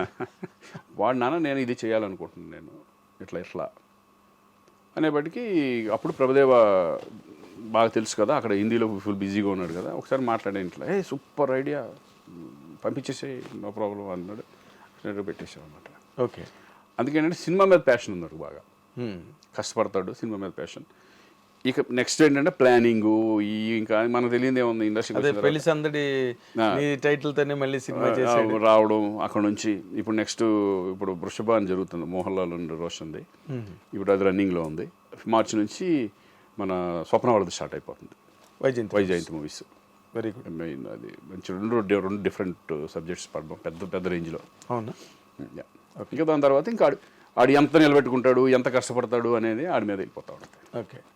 అంటే ఇన్ జనరల్గా ఫ్యామిలీ లైఫ్ పాయింట్ ఆఫ్ వ్యూకి వస్తే, బికాజ్ ఐ నో మీరిద్దరు లవ్లో పడడం, మీ ఇద్దరు మ్యారేజ్ చేసుకునే ప్రపోజల్ రావడం, ఇవన్నీ నాకు తెలుసా వాతావరణం. మీ అందరూ ఫస్ట్ నుంచి మా కళ్ళెదురుగుండా జరిగింది. మ్యారేజ్ అయిన తర్వాత తను సడన్ గా స్టాప్ చేసి, మ్యారేజ్ అవడంతోనే ఇంకా లేదు, ఇంకా అన్ని ఫినిష్ చేసింది. నాకు గుర్తున్నాయి అవన్నీ. మ్యారేజ్ అయిన తర్వాత అసలు మీ ఫ్యామిలీ లైఫ్ ఎట్లా నడిచింది శ్రీకాంత్? వెరీ హ్యాపీగా. అంటే ఏముంది, మీరు చూస్తూనే ఉన్నారుగా. అవును. ఇక పిల్లలు, ఇక తర్వాత అలా అలా అలా హ్యాపీ లైఫ్ అలా హ్యాపీగా వెళ్తా ఉంది. అంటే నాకు ఫ్యామిలీ టెన్షన్ లేదు. అదేలే. ఎప్పుడు అంటే తను ఏ రోజున కెరీర్ వదులుకున్నానని రిగ్రెట్ అయిన ఇంటర్వ్యూస్ రమ్మంటే నేను రానట్టు. ఇప్పుడు ఇంటర్వ్యూ అడుగుతున్నారు, నాకు చెప్పలేకపోతున్నానంటే మీరు చేసుకున్నాను. ఇంకా తను ఇంకేంటంటే ఇంకా ఈ పిల్లలు, ఈ పెంపకం, మంచి చెడు. అంటే అది అసలు యాక్చువల్గా చెప్పాలంటే అది చాలా పెద్ద ఫుల్ టైం జాబ్ అది. అవును, 24 hours. మనదేముంటుంది ఇక్కడ, షూటింగ్ ఉన్న రోజు హ్యాపీ, షూటింగ్ లేకపోతే మనం ఇక్కడ కూర్చొని టీవీలు చూస్తాం, ఇది చూస్తాం, ఇది చూస్తాం, కబుర్లు, ఫ్రెండ్స్. బట్ అది మాత్రం ఉండేది కదా ఇంట్లో. ఒక లేకపోతే అసలు నడను కూడా నడవదు. ప్రతి దాని మీద కంట్రోల్ ఉండాలి, కమాండ్ ఉండాలి. ఇప్పుడు వాళ్ళు పెద్దవాళ్ళు అయిపోయిన తర్వాత పెద్ద రెస్పాన్సిబిలిటీ తక్కువ ఉంటాయి. పెళ్ళిళ్ళు అయిపోయిన తర్వాత, అవును, పెళ్ళి అయ్యే వరకు వాళ్ళే చూసుకున్నారు. మొత్తం 3 పిల్లల్ని మెయింటైన్ చేయడం అంటే, అవును, చూసుకోవడం అంటే అంత ఈజీ కదా అది. అవును, 3 లైఫ్లు, 3 పిల్లలు అంటే. అసలు పాప గురించి. పాప ఏమో ఇప్పుడు కెనడాలో చదువుతుంది, Vancouver UBC, university of British Columbia. Okay. దాంట్లో మార్కెటింగ్ ఇది చేస్తాం అన్నమాట. ఎంబీఏ. ఓకే. అక్కడ ఎంబీఏ వేరే అంటారు, ఎంబీఏ అనరు, but equivalent under graduation, equivalent qualification అంతే. బీబీఎం లాగా. అదే ఆ పాప ఇంకా అక్కడే సెటిల్ అయిపోతుందేమో కదా. అక్కడ ఇంట్రెస్ట్ లేదు సెటిల్ అవ్వాలని, బట్ 4 years ఎడ్యుకేషన్ బాగా చదువుతుందను. ఓకే. Rank student. ఓకే. అంటే కంపారిటివ్గా రోషన్ కన్నా తను బెటర్ స్టూడెంట్ అంట. ఎస్, రోషన్ కంటే బాగా చదువుద్ది. ఇద్దరు బాగా చదువుతారు, మూడోవాడు కూడా బాగా చదువుతాడు. ఓకే. రోషన్ అంటే మిడిల్, అంటే అటు బాగా చదవడం అంటలేదు, బాగా చదువుతాడు అంటలేదు. అదే తను సినిమా మెటీరియల్ 70 అట్ట సినిమా మెటీరియల్, స్పోర్ట్స్ ఎక్కువ ఇంట్రెస్ట్ వాడికి, సేమ్ నాలాగా. ఓకే. నువ్వు క్రికెట్ ఇష్టం కదా? క్రికెట్ అన్ని గేమ్స్ ఆడేవాడు కాలేజ్లో. అవునా? కాలేజ్లో, స్కూల్లో కానీ ఐఎమ్ ఛాంపియన్ ఆఫ్ చాలా. డిస్కస్లో కానీ, షార్ట్ పుట్ కానీ, కబడ్డీ ఆడేవాడిని, బాల్ బ్యాడ్మింటన్ అని ఉండేది. కానీ ఇప్పుడు మనకి సోషల్ మీడియా వచ్చిన తర్వాత Srikanth, with all due regards to you, ఏంటంటో కొన్ని ఎక్కడి నుంచి జనరేట్ అవుతాయో ఆ న్యూస్లు మాకే షాకింగ్ గా ఉంటుంది. ఎందుకంటే 24 గంటలు ఈ మధ్యకాలంలో వచ్చింది కదా మా ఇద్దరికి డైవర్స్ అని. That's what I'm saying. 24 గంటలు మేము ఇండస్ట్రీలో తిరుగుతాం కదా. అవునవును.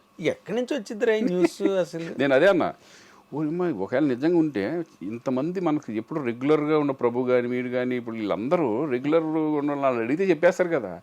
ఒకవేళ ఏమైనా డౌట్ ఉంటే నాకే ఫోన్ చేసి అడుగుతారు కదా మీరు, ఏంటి ఇట్లా వచ్చింది నిజమా కదా అబద్ధమా ఏంటి అని. శ్రీకాంత్ అని అడుగుతాను అప్పుడు ఫోన్ చేపించి అమ్మ ఏదో అంటున్నారు చూడని. ఇదే జరిగింది మొన్న. ఓకే న్యూస్ మేము ఇద్దరం అక్కడికి వెళ్తున్నాం, అరుణాచలం వెళ్తున్నాం. అరుణాచలం వెళ్ళేటప్పుడు ఈ న్యూస్ ఇదైపోయింది. ఊహా శ్రీకాంత్ మధ్యలో అడ్డుగోడలు అంతే, ఏదేదో ఇక వాళ్ళ ఇష్టం, త్వరలోనే విడాకులు, వాళ్ళ అడ్డింగ్లు వాళ్ళవే వాళ్ళే ఇంకా చేసి ఊర నాయన ఇదేంటంటే ఇద్దరు కూర్చొని మాట్లాడుకుని ప్రభుకి ఫోన్ చేసాం. ప్రభు ఏంటి ప్రభు అంటే, అవును ఏంటి మొత్తం వచ్చేస్తుందంటే నువ్వు ఖండించిన ఒక ఏదో రాసి పడేసి ఇద్దరు ఏది వీడియో కాల్ చేసి ఇద్దరు నవ్వుకుంటా ఏమైనా ఇద్దరు పక్కన ఉన్నావా టెంపుల్కి వెళ్తున్నావా అని చెప్పుకోవాల్సి వచ్చామని అమ్మ. మళ్ళీ దానికి ఒకటి కేసులు పెట్టమన్నారు. మనకు అనవసరం కేసులు అన్నీ వేస్ట్ అయింది కదా, వస్తూ ఉంటాయి, దాన్ని వాళ్ళే తెలుసుకుంటారు అయిపోయినగా. కాకపోతే ఏంటంటే మీరు పెళ్లి అయిపోయి ఎన్నో సంవత్సరాలు ముగ్గురు పిల్లలు పెట్టి ఇంక ఏంటి సాధించేది ముసలాళ్ళు అయిపోయే టైంలో ఈ టైంలో ఏముంటాయి ఇంకా, బిగినింగ్ లోనే లేవు మాకు, అదే అంటున్నా. ఇప్పుడే ఉంటాయి. పాపం తను మ్యారేజ్ అయింది, నువ్వు ఇందాక అన్నట్టుగా అప్పుడు సినిమాలు మేము ఫాలో అవుతున్నాం కదా, సినిమాలన్నీ వరుసగా కంప్లీట్ చేసుకుంటూ ఒకటి అవునవును తప్పని మ్యారేజ్ అయింది. She called it a day, ఇంకా నో సినిమాస్ నో ఫిల్మ్స్. ఇప్పుడు మా అత్తమ్మ వాళ్ళు మాతో ఉంటారు, మేమే మొత్తం అంతా ఇక మా అమ్మ ఉంటుంది. ఇప్పుడు మా నాన్న లేదు కాబట్టి అవును, వాళ్ళ మదర్ ఫాదర్ మేమే అంత చక్కగా చూసుకోవడం. ఒకవేళ మేము ఎక్కడికి వెళ్ళినా వాళ్ళ ఇంట్లో ఉండి పిల్లల్ని పెద్ద దిక్కుగా వాళ్ళిద్దరు ఇప్పుడు. Very nice, very nice. So మీకు ఇలాంటి మధ్యలో జోల్ట్ న్యూస్లు మీకు కామెడీగా ఉంటాయేమో. కామెడీ ఒకసారి అయితే నేను అవుట్డోర్లో షూటింగ్లో ఉన్నా, ఇంట్లో చాలా కంగారు పడిపోయారు. ఏంటి యాక్సిడెంట్ అయిపోయింది శ్రీకాంత్కి, చనిపోయాడు అది అని చెప్పేసి వచ్చేసింది తప్పన. చేసి కంగారు పడితే నా ఫోన్ ఏంటంటే సైలెంట్లో ఉంటుంది ఎప్పుడు, అది ఎత్తపోయేపటికి ఫుల్ కంగారు పడిపోయి వేరే వాళ్ళు ఫోన్ చేసి అర్జెంట్ చేస్తానని చెప్పి ఈ టైప్లో కంగారు పడిపోయి చేశారు. ఈ అబ్బాయి ఎవడో చెప్పాడమ్మా నేను శుభ్రంగా ప్రశాంతంగా షూటింగ్ చేసుకుంటున్నాను, దాన్ని మళ్ళీ ఖండించాల్సిన అవసరం వచ్చింది. అదేలే. ఇప్పుడు అలాగే సుబ్బలేఖ సుధాకర్ గారికి చాలా మంది చంపేశారు. కాదు, వాళ్ళే ఇచ్చేస్తారు విడాకులు, మీరే నేనేమనుకుంటానంటే పాజిటివ్గా దిష్టి పోయింది దిష్టే పోయింది, ఏదో మధ్యలో ఇటువంటి అర్థం. అదేలే, అప్డేట్ లైవ్ లైట్లో ఉంటాం. అంటే ఇప్పుడు నీలా నవ్వుకునే వ్యక్తి అయితే ఓకే. బాలు గారు నన్ను అడిగాడు అనమాట ఒకసారి, బాగా చను నేను, ఏరా ఏంట్రా న్యూస్లు ఎవరు రాస్తారా న్యూస్లు నేను అంటే మనకు అలవాట్లేదు కదా కైండ్ ఆఫ్ జర్నలిజం. ఇప్పుడు ఇవన్నీ మన అరవింద్ గారు అడుగుతున్నారు కదా, అరవింద్ గారు నన్ను అడుగుతున్నారు కదా, ఏది అలా పాజిటివ్ గానే జర్నలిజం వేరు మీది వేరు. ఇప్పుడు ఎవరు పడితే వాళ్ళు, ఇప్పుడు మామూలు వాళ్ళు కూడా వీడియో ఇది పెట్టేశారు, యూట్యూబ్ ఛానల్స్ పెట్టేశారు. వాళ్ళు ఇష్టం ఇంకా అది ఎవరు రాస్తున్నారు ఏంటనేది వాళ్ళకి ఏదో రాసుకుంటా పోతున్నారు, అంటే వాళ్ళు పెంచుకోవడానికి మిమ్మల్ని పెంచుకోవడానికి మీ పాపులారిటీ అంతే కదా. శ్రీకాంత్ కి ఓకే విడాకులు అంటే అందరూ ఏంటి చూస్తారు కదా, తెగ చూసారు, అది భయంకరంగా వెళ్ళిపోయింది ఎక్కడికో, మరి వాడికి డబ్బులు వస్తాయి. మొన్న అలాగే చిరంజీవి గారు వరుణ్ తేజ్ ఫంక్షన్ లో డాన్స్ చేస్తే అది ఎక్కడో చెయ్యి తగిలిందని దాని మీద రచ్చ అయిపోయింది యూట్యూబ్ లో. అసలు మొన్న ఇట్లాగే కొన్ని వస్తాయి ఉంటారు, బయటికి వెళ్ళి ఏమైనా చేయాలన్నా గబుక్కుని ఏమన్నా వెళ్ళిపోతా ఉంటుంది. అది ఎక్కడి నుంచి లీక్ అవుతాయో తెలియదు కానీ ఎక్కడ పడతారు వాళ్ళు, అందులో చాలా జాగ్రత్తగా ఉండాలి. అసలు చాలా ఇదివరకు ఇట్లాగా ఫ్రీగా ఉన్నామన్నా ఎక్కడికన్నా మన ఇష్టం సరదాగా వెళ్దామన్నా కూడా కుదరదు. ఆ రిస్ట్రిక్షన్ ఫీల్ అవుతున్నావు నువ్వు? డెఫినెట్గా. అంటే అంటే నేననేది కొంచెం విగ్రస్గానే వెళ్తాను సరదాగా, థియేటర్కి వెళ్ళిపోతా, ఏమైనా షాపింగ్ అయితే కనుక షాపింగ్కి వెళ్ళిపోతాను, నేను పట్టించుకో జనరల్గా వెళ్ళిపోతాను, అదే జనరల్ సిటిజన్ లాగా వెళ్ళిపోతాను అంతే. అది పెద్ద నేను పెట్టుకోను, నాకు ఎక్కువ. అప్పుడు హైదరాబాద్ అనేది ఎక్కడికో మెట్రోపాలిటన్ సిటీకి వెళ్ళిపోయింది, ఎక్కడికో వరల్డ్ ఎవరో వచ్చి కూడా డిస్టర్బ్ ఎవరో అయిపోయింది. ఎవరి కాళ్ళు చాలా డీసెంట్గానే ఉండే 10 మంది ఉంటే ఒక 2-3 ఫోటోలు దిగుతారు అంతే, అంతకంటే ఏముండదు, డిస్టర్బెన్స్ ఉండదు. అదే ఇన్ జనరల్గా ఇప్పుడు ఇక్కడి నుంచి నీ సెకండ్ ఇన్నింగ్స్, నీ క్యారెక్టర్లు, పెద్ద సినిమాలు, పెద్ద ప్రాజెక్టులు, పెద్ద డైరెక్టర్లు, తెలుగు సినిమా డైమెన్షన్ కూడా మారిపోయింది. అవునవునవును. నువ్వు అప్పుడు చేసినప్పుడు ఎలాగా చిన్న చిత్తకారు నిర్మాతలు, కొత్త డైరెక్టర్, కార్పొరేట్ స్టైల్ అయిపోయింది మొత్తం. ఇప్పుడు అంతా కార్పొరేట్ స్టైల్ అయిపోయింది. ఈ డిఫరెన్స్ నీకు ఎలా అనిపిస్తున్నది శ్రీకాంత్? అంటే మారింది అంతే. ఇంకా మనం ఇప్పుడు ఇదివరకు క్యారవాన్స్ లేవు, తర్వాత క్యారవాన్స్ వచ్చినాయి. అలాగే ఇప్పుడు ఇదివరకు ఏమో ఫిల్మ్ రీల్ ఉండేది, ఇప్పుడు డిజిటల్ అయిపోయింది. ఇట్లా మార్పు అనేది డెవలప్మెంట్ అనేది 100% బెటరే కదా. ఇప్పుడు ఇవరికి మనకి కలెక్షన్స్ వైజ్ లెక్కేసుకుంటే అప్పుడు తక్కువ ఉండే కదా, ఇప్పుడు పెరిగింది. ల్యాండ్ వాల్యూ పెరిగినట్టే మనుషులది జీవితం లైఫ్ స్టైల్ కూడా పెరిగిపోయింది. అవునులే, మార్పులు చాలా వచ్చేసినాయి అప్పటికిప్పటికి. అవును. మన జూబ్లీస్లో ఇప్పుడు ఇక్కడే చూసుకో, ఇదే ఇల్లు కట్టినప్పుడు అప్పుడు ఏవి లేవు, ఈ పక్కన చుట్టుపక్కల మొత్తం చుట్టుపక్కల వచ్చేసినాయి. ఇప్పుడు ఇంటికి రావడం అంటే ఇవన్నీ కనిపించలేదు, ఇవన్నీ కొత్తగా వచ్చాయి అన్నట్టుగా అనిపించింది నాకు. అవును అవును. లోపలికి ఉండి అప్పుడు ఇది ఓపెన్ గా కనిపించేది ఇల్లు. ఈ రోడ్డు ఎలా ఉండే, సింగిల్ రోడ్డు, మట్టి రోడ్లు అప్పట్లో. అవును. మరి డెవలప్మెంట్ అట్లా వచ్చినట్టు సినిమా ఇండస్ట్రీ కూడా అలా మారుతా పెరుగుతా ఈ రోజు మన ఇంటర్నేషనల్ స్టాండర్డ్కి వెళ్ళిపోయింది తెలుగు ఇండస్ట్రీ అనేది. ఒకప్పుడు హిందీ సినిమా ఉండేది, హిందీనే పెద్ద, అసలు హిందీ వాళ్ళు తోపులు మన తెలుగు ఇండస్ట్రీ ఎక్కడికి వెళ్ళింది, ఇంటర్నేషనల్ లెవెల్కి, ఆస్కార్ లెవెల్కి వెళ్ళిపోయి అసలు ఈరోజు ఇండియా అంతా మన తెలుగు మీద దట్ ఈస్ గ్రేట్. బాలీవుడ్ కూడా తెలుగు అనగానే ఇక్కడ నుంచి ఒక రైటర్ వెళ్ళినా, ఒక డైరెక్టర్ వెళ్ళినా వాళ్ళకి ఇచ్చే వాల్యూస్. ఎందుకంటే నేను కర్ణాటక మొన్న వెళ్ళి చేశాను కదా, మన తెలుగు వాళ్ళు అంటే ఎంత రెస్పెక్ట్ అంటే, తెలుగు ఇండస్ట్రీ పీపుల్ అంటే అంత రెస్పెక్ట్. అంటే వీళ్ళు ఒక పెద్దోళ్ళు అనే ఫీలింగ్ వాళ్ళకి, అంతే దే ఆర్ బిగ్ అని ఫీలింగ్ వచ్చింది, బిగ్ అని ఫీలింగ్ వాళ్ళందరికీ ఉంటుంది. అందుకని రెస్పెక్ట్ వాళ్ళు అలా ఇస్తారనమాట. తెలుగు డైరెక్టర్కి కానీ, హీరోస్కి కానీ, ఆర్టిస్టులకు కానీ ఎగ్జాక్ట్లీ వాళ్ళ రెస్పెక్ట్ విధానం అలా ఉంటుంది. మన అదృష్టం తెలుగు వాడిగా పుట్టినందుకు, మనం తెలుగు ఇండస్ట్రీలో ఉన్నందుకు నిజంగా ఒక రకంగా లక్ దేవుడు రాసి పెట్టిందంటే. 100%. ఎన్టీ రామారావు తర్వాత చిరంజీవి గారు వాళ్ళందరూ కూడా నేషనల్ లెవెల్లో, ఇప్పుడు తర్వాత కదా మనకి హిందీ సినిమాలు కానీ, ముందు అసలు ఎక్స్పెరిమెంట్ చేసింది ప్రతిబంధ చిరంజీవి గారు కదా. అవును, ఫస్ట్ బ్రేక్ త్రూ బాలీవుడ్ లో. అది అలా ఆ రేంజ్ తీసుకెళ్లారు ఇప్పుడున్న జనరేషన్.